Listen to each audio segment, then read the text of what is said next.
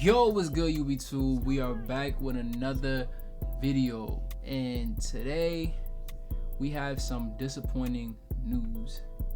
As y'all can see by the title, Zillakami allegations.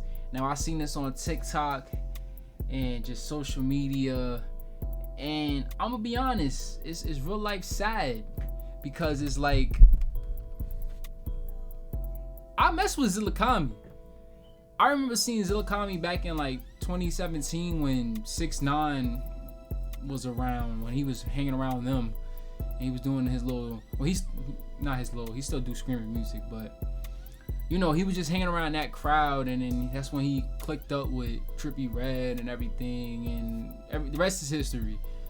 But even a few like a year or two back, like I was listening to his album, like one of my favorite songs was Bleach. I don't know which album that is, but the song Bleach was on that album, and it was fire. And it's real life sad to really hear that, like, this dude got allegations of talking to minors. Like, and you know what's crazy? It's not even like, it's surprising, because that's what's going down in the underground industry right now. Even though, I mean, I guess, yeah, he's still underground. Like, he's mainstream, but like, well, his video quality is mainstream, but he's real life underground. But yeah, let's get straight into this video. I just want to start off the video by saying that as a fan of both Zillakami and City Morgue, this is definitely not a fun video to make, and I'm going to try and make the least biased video I can covering this whole situation. For those of you who don't know, Zillakami is a rap artist who is part of the group City Morgue. His style can be described as punk rap or trap metal. Zilla is widely regarded as one of the best artists in the rap scene, alongside other groups like Suicide Boys, who he went on tour with during Grey Day last year, a show that I personally saw him perform live at. City Morgue and Zillakami quickly became one of my favorite artists and music groups when I discovered them, and I have been listening to them since. Along with being a rap artist, Zilla is also an accomplished kickboxer, even going as far as to Thailand to train and get better. One of Zilla's most notable collaborations outside of making music is with the YouTuber Brandon Buckingham. I remember watching this. I think they was ghost hunting. I remember watching this. I actually became a much bigger fan of Zilla after watching his Yeah, this was really entertaining, because you got to see his personality, because you really see what you only see behind the, like, you know, behind the music and everything. So like, seeing that, like, when you're an artist and you get to see like how you act in the real world, it's a huge, like, big turnaround for the viewer and the listener, because it's like, yo, I mean, he's just like me, even though people should already think that he's human. But yeah, ghost hunting in Thailand videos with Brandon, as I thought they both had great chemistry together and made some very entertaining and funny content. See it in his eyes, in the skies. I think this nigga fucks guys. Moving back to music, Zilla hasn't dropped an album since 2021, that's the album. And before that, Dog City Boy. Morgue's last album as a group was in 2020, so we have seen a bit of a hiatus from him during this time, aside from a few features and leaks. Many people like myself have been wondering what the holdup was, and today it seems like we may have an answer. As the title says, unfortunately today some allegations have come out regarding Zillakami potentially interacting with minors. Zilla took to Instagram to explain how he's been going through some things over the last few years, which we'll go ahead and read now. Dealing with severe depression during and after the last tour ended me up in the clinic, where I was told by doctors I needed time to focus on myself. Something I've always put to the side while trying to make sure everyone around me was good, which had me mentally at my lowest. Dealing with a person that was around me, using me while knowing that I was not able to comprehend their ulterior motives. They took advantage of me by being blind to what they tried to sell me as love. But it was only quote-unquote love until they no longer had access to me or the things that I could provide for them. Trying to isolate me from loved ones and friends, while also trying to sedate me by introducing me to harmful substances to alter my state of mind and keep me in the dark of their real nature. I'm not the first person to go through this, where when a person cannot get what they want from someone, they obsessively try to victimize themselves. But I will handle this professionally instead of taking it to the internet. My legal team will ensure any false defamation against me is taken care of. After that, his apparent ex took to X, formerly known as Twitter, to say this: "I have never in my life come for anyone's career or what they had done, but Zillakami is a pedophile and one of the most evil people I have ever known and robbed me of everything in my life. If he wants to take it legally there, I would love to. Not to mention, has a serious Asian fetish and traveled to Thailand with a sex tourist and ordered countless prostitutes. Please do me a favor and remove this rapper who still lives with his mother and treats his whole family horrible from your playlist." Zillakami. I mean, look, I don't know what these females like think they're proving. Like, hey man, people got their fetishes, bro. Like, what can you say? Oh well, shoot, he like Asian women. He like Asian women. Like, what can you do? I don't understand when females do that. Like, oh, I got him. Like, oh well, I mean, that's what he like. Damn, like what you want the nigga to do? Like, he can't help it. Shit. But the pedophilia, I don't know about that. You know what I'm saying? I'm not. Hey man.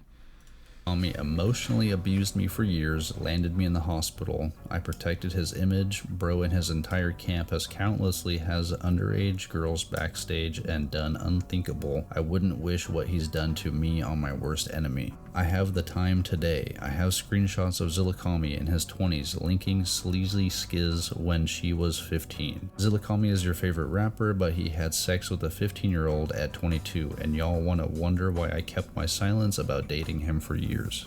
Of course, these are some pretty serious allegations and also some really bad grammar from this woman, but I will be waiting to see additional evidence, of course, before I go ahead and file this as a doctor disrespect case. But my thing is, you know, these artists, they have a reputation. You feel me? They're more in a spotlight. So there's other people in this world that do that. Like, I had a couple people I knew that was messing around with younger girls. Like, I'm talking about, this is when I was in high school, and this was a thing where, like, dudes would go after the girls that was, like, you know, a freshman. Like, we were seniors and juniors, and they would go after the freshmen because they knew that the youngins, they would like them because, oh, like, in their head they're older.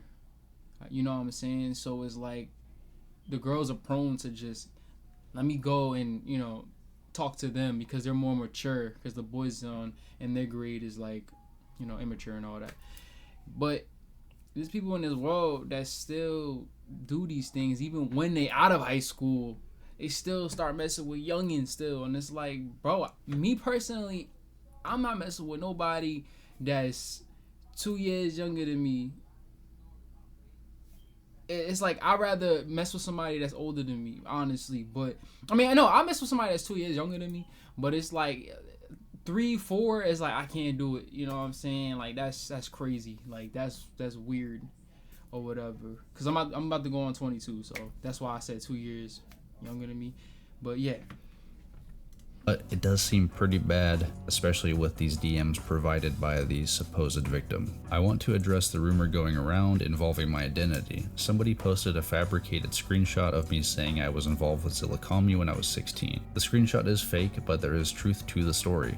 I've left this part of my life in the past and I want to keep it that way. But now I feel like I must say something, as the story has gone out without my consent, and I want to tell you my story on my own terms. I was 14 when Zillakami first reached out to me via DM. He was fully aware of my age, as I was honest about it. When we hung out the first time, nothing sexual happened, but he did give me shrooms. I was starting to have a bad trip and he sent me a car home. The second time we hung out, I was 15. This time we engaged in sexual intercourse. I had a lot of respect for him as an artist back then, but after that time I didn't see him the same way. After that, I didn't hear from him again until months later. When he messaged me again, I had just started talking to someone who is now my ex. He asked me to hang out and I said we could, but it wouldn't be like last time because there was someone I was trying to be serious with, my ex. After I told him that, he stopped messaging me and we didn't X is probably like 15. talk ever again.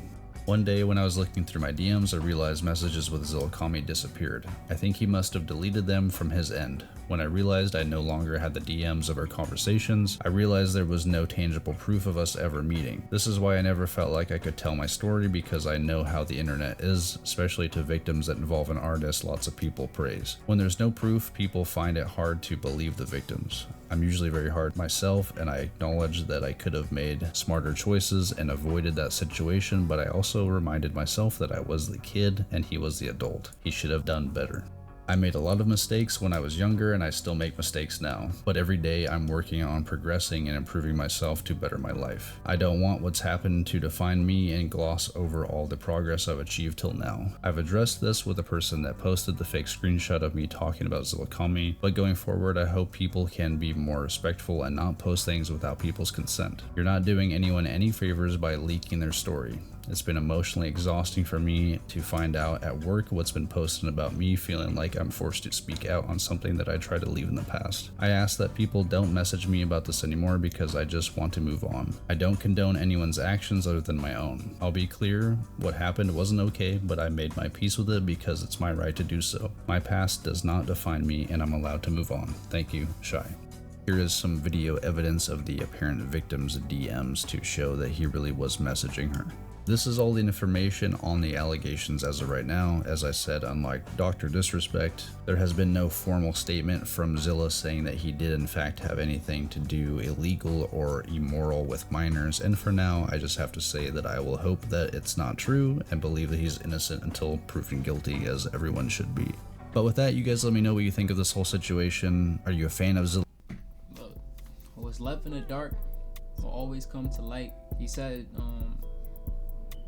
that these are just allegations. Like he said, I hope it's not true. If it is, it is. If it ain't, it ain't. You know what I'm saying? With that being said, you guys, I dropped a song called Bullets and Paper Planes.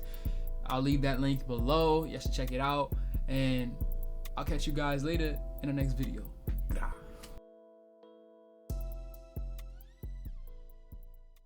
Do you like cheesecake at all? I love cheesecake. At nighttime, real late at night.